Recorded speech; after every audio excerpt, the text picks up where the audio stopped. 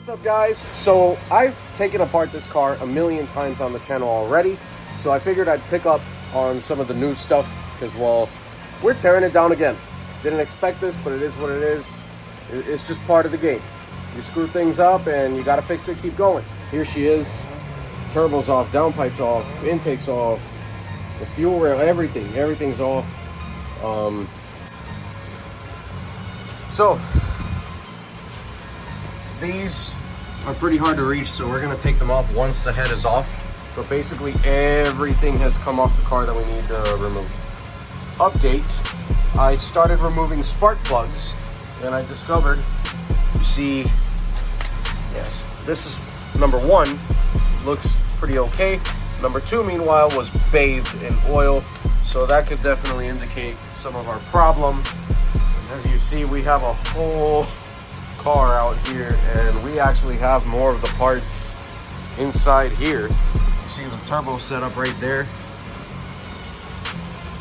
and in the hatch, a bunch of stuff. I'm gonna finish removing the spark plugs to see what else we find, and then it's just time to pull the cams off and pull the head off.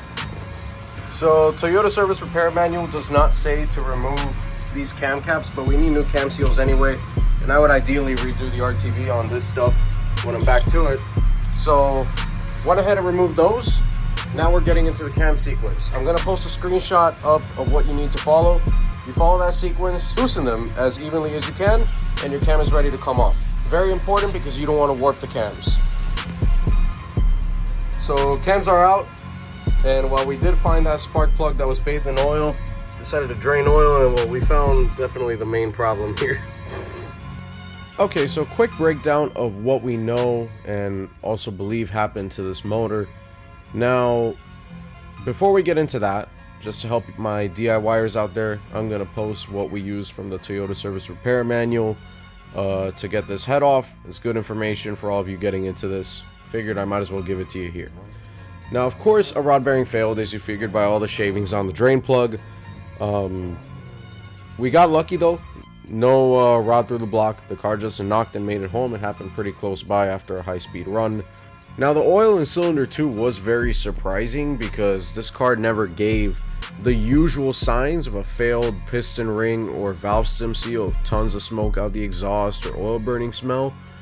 This car instead literally at most showed a little bit of smoke at idle that I only saw once when I had the hood popped and it was super hot out, so I didn't really pay much attention to it because I had been idling for a minute before getting into a car show just after I had driven it there. And the car never had any misfires either, so it was an odd find. Now, any of this happening to the motor, I could see it coming at some point because this was an unknown mileage, unknown service history, unopened. I had never even looked inside it.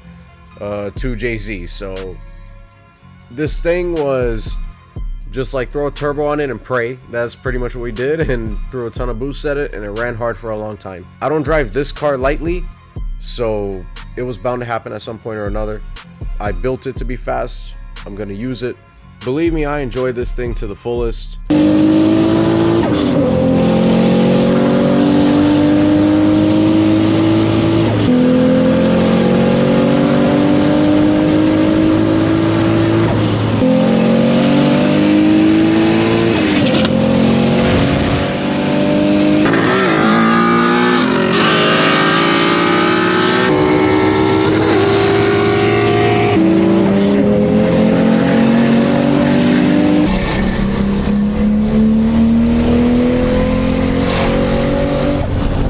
So at some point or another, especially with that type of driving, things are gonna break.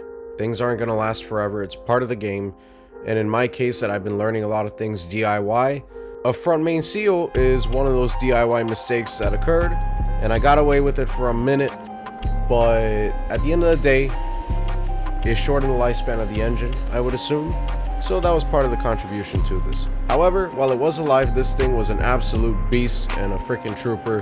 It lived through hell and back and gave me experiences that I wouldn't have had if I didn't have this car and with that motor in it too.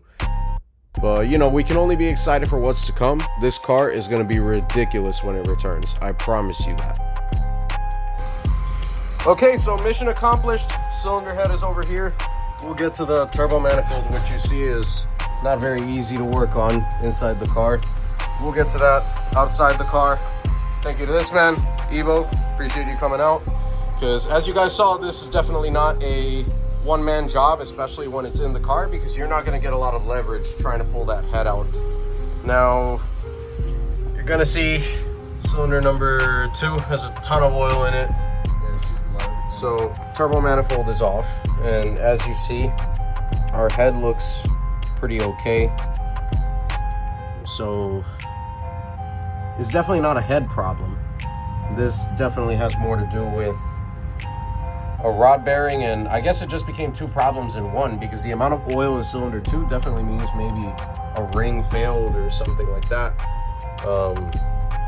But yeah, so time to start the build process with this thing. We are definitely going to be putting some cams in this. I don't exactly know to what extent this will be a built head. And the block right now, I'm kind of in decision time, but we are looking at either a OEM 0-mile GTE or throw pistons and rods in this thing and bring it back, but maybe even get a different core. This motor's seen a lot, so we'll figure it out.